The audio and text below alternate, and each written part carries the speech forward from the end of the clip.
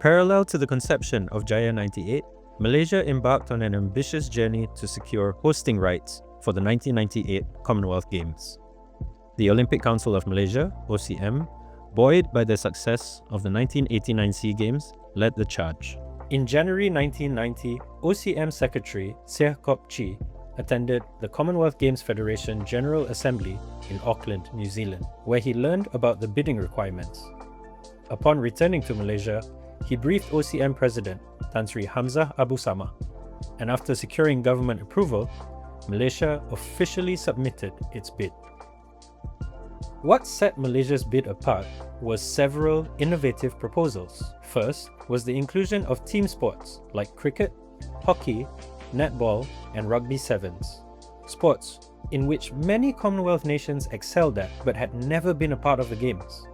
Malaysia also proposed including squash, another popular Commonwealth sport. These additions would later become a permanent fixture in the Commonwealth Games program, representing Malaysia's lasting contribution to the event. The bidding committee, including the late Tan Sri Alex Lee, travelled extensively to promote Malaysia's candidacy. He won over many countries with his friendliness and sincerity. Additionally, Malaysia offered 1,000 sponsored air tickets to be shared among athletes and officials from the 69 Commonwealth countries, supplementing the CGF's existing air ticket subsidy system. Another masterstroke was inviting representatives from each Commonwealth nation to the official opening of Wisma OCM in December of 1991. These fully sponsored visits allowed delegates to see Kuala Lumpur's facilities firsthand, convincing them that Malaysia was capable of hosting the Games. Finally, against considerable odds, Malaysia won the bid in Barcelona, becoming the first Asian nation selected to host the Commonwealth Games. It was a momentous achievement that set the stage for the transformative years to come. This victory triggered the formation of the Official Organizing Committee, SUKOM 98, tasked with the monumental job of preparing the country for the event. Hosting the Games required a massive infrastructure overhaul, a core responsibility of the SUKOM 98 Organising Committee and the Malaysian government. Over 1 billion ringgit was invested, transforming the Kuala Lumpur landscape. The centerpiece of this development was the National Sports Complex in Bukit Jalil, Kuala Lumpur. The complex featured a new national stadium with a capacity of 100,000 spectators, built at a cost of 900 million ringgit. This architectural marvel would become the pride of Malaysian sports and the iconic venue for the Games' opening and closing ceremonies. The complex also included the Putra Indoor Stadium, the National Aquatic Centre, and the National Hockey Stadium. Beyond the main stadium, approximately 35 to 40 million ringgit was allocated to improve existing sports facilities throughout the country. Another 40 million ringgit went towards developing the National Doping Centre, which became the largest such facility in Asia and was accredited by the International Olympic Committee. The government also invested 65 million ringgit in a non-sporting family park within the National Sports Complex, creating a recreational space for the public. These developments weren't just for the Games. They were designed as lasting investments in Malaysia's sporting future.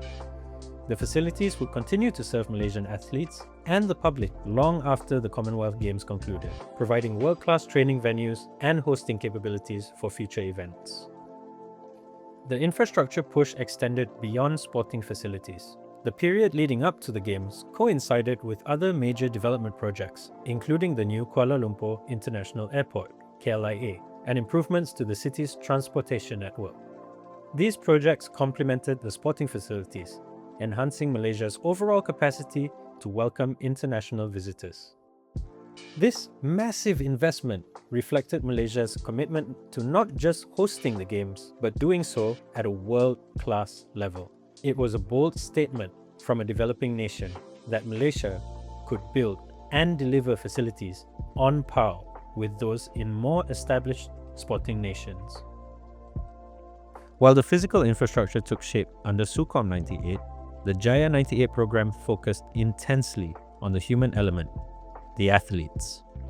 MSN implemented its structured training regime with dedicated funding.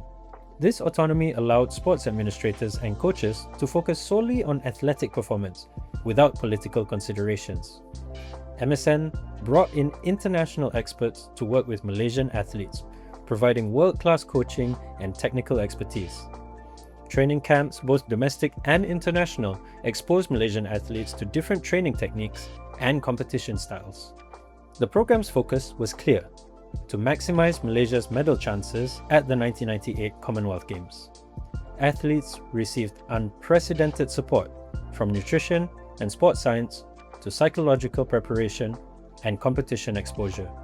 Many athletes reached the peak of their careers during this period, breaking national records and achieving international recognition. The National Sports Council and the Ministry of Youth and Sports worked in tandem with the Malaysian Olympic Council and various sports bodies to ensure a coordinated approach. This collaboration eliminated the bureaucratic hurdles that had previously hampered Malaysian sports development. This comprehensive support system allowed athletes like Hidayat Hamidun to reach their peak.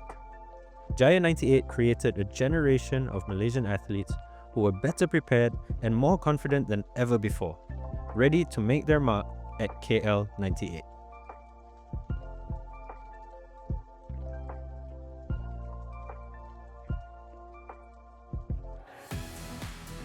Thanks for watching this episode in our SUKOM 98 series.